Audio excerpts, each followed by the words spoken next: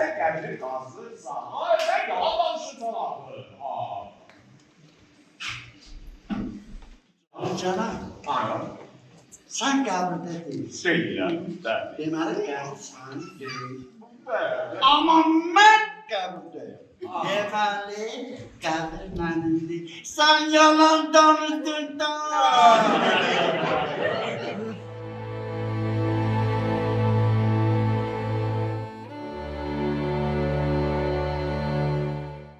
Gülüncü, dünya fani, ömür az. Bu zavallı aşiqə gəzər doyur.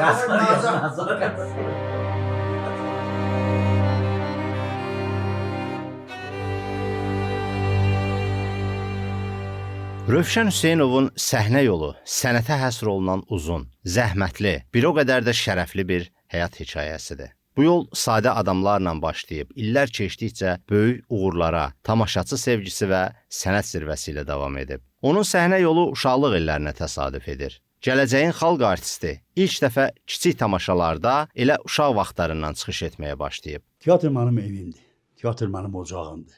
14 yaşından Naxçıvan teatrın səhnəsindəyəm.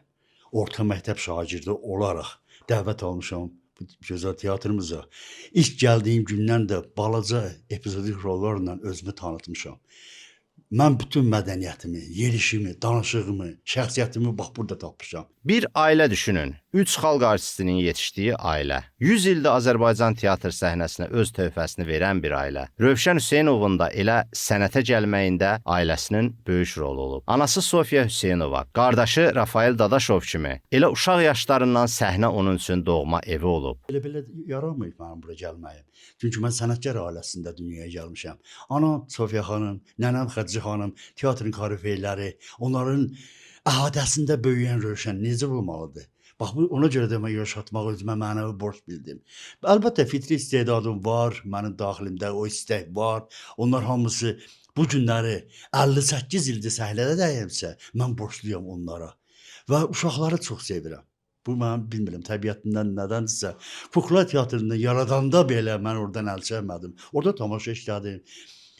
Gözəl aktyorlar yetişdirdim. Elə ikisinin adını çəksəm mənə belə gəl ki, hamı üçün yaxşı olar. Səməd Canbaxış, bir də Kənan Mahmudov, yəni Kənan Emen kimi gözəl sənətçiləri mən töhfə vermişəm mədəniyyətə, incə sənətə. Rövşən Hüseynov müxtəlif obrazlara həyat verərək tamaşaçıların yaddaşında silinməz izlər buraxıb. O bəzən güldürüb, bəzən düşündürüb, bəzən də kövrək hisslərlə insanların qəlbinə toxunub. Onun infasında hər rol səmimi, inandırıcı olub. Çünki o, yaratdığı obrazı yaşamadan səhnəyə çıxmayıb. 72 yaşlı təcrübəli aktyor üçün səhnədə oynadığı hər bir rolun xüsusi əhəmiyyəti var. Amma ifa etdiyi rollar arasında elələri var ki, onu əsla unuda bilmir. Bununla yanaşı, görkəmli sənətkarın hələ də oynamayıb arzusunda olduğu obrazlar da var.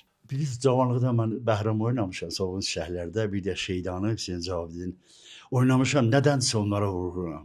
Nə mənada? Çünki biri bədbaxt, pula həris, biri də ki, mühərrir, yəni qəzetədə işləyən bir gənci oynayırdım. Və bütün rollarımı sevmişəm, sevərək oynamışam. Heç birini ayıranmaram bir-birindən. Çünki mənim üçün əsas odur ki, rolu gərək baxmayasan kiçikdir və yaxud da böyükdür. Onu yaratmağı bacarasan, tamaşaçını inandırasan. Bax, bu günləri mən Hamletə balaca məzarçını oynayıram.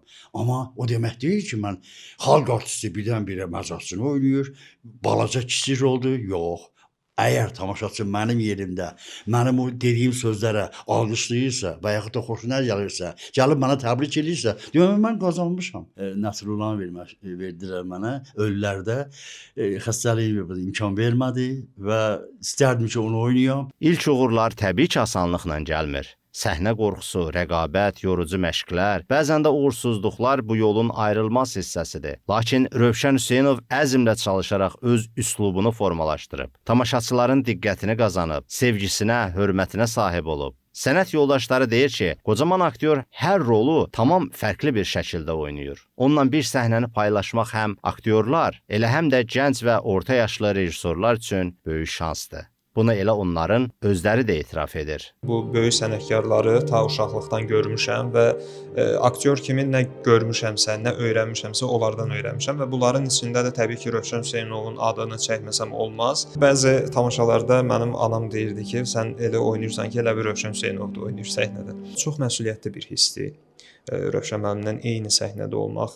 Çünki Rövşən müəllim elə bir böyük sənətkardır ki, o bir tamaşanı eyni cür oynamır heç vaxt. Rövşən müəllim çox dinamik aktyordur. Rövşən müəllim həm öyrətməyi bacarır, həm də şəxsən özü bütün hərəkətləri göstərə bilirdi. Ona görə mən həmişə özümə Rövşən müəllimi müəllim saymışam. Onun üçün Naxçıvan teatrı əvəz edilməzdi. Çünki bir çoxları məhz 143 illik tarixə malik olan bu teatrdan çox şey öyrənib. Ucuz şöhrət dalınca qaçmamışam həyatım boyu. Ancaq rolla, səhnədə sözümü deməklə mən özümü sevdirmişəm tamaşaçılara.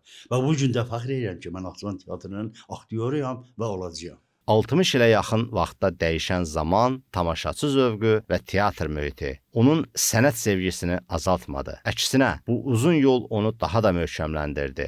Səhnəyə hər çıxışı sanki ilk rolu kimi həyəcanlı, eyni zamanda ustalıqla yoğrulub. Belə aktyorlar teatrların canlı tarixidir. Bəli, xalq artisti Rövşən Hüseynovun sənət yolu sadəcə bir peşə istiqaməti deyil. Bu həm də sənətə sevgi, fədakarlıq, ömür boyu davam edən yaradıcılıq axtarışları, səhnə məhəbbəti, eşq səfəridir. Ceyhun Məmmədov, Əli Xudiyev, Layiq Qələndərli, APA TV, Naxçıvan.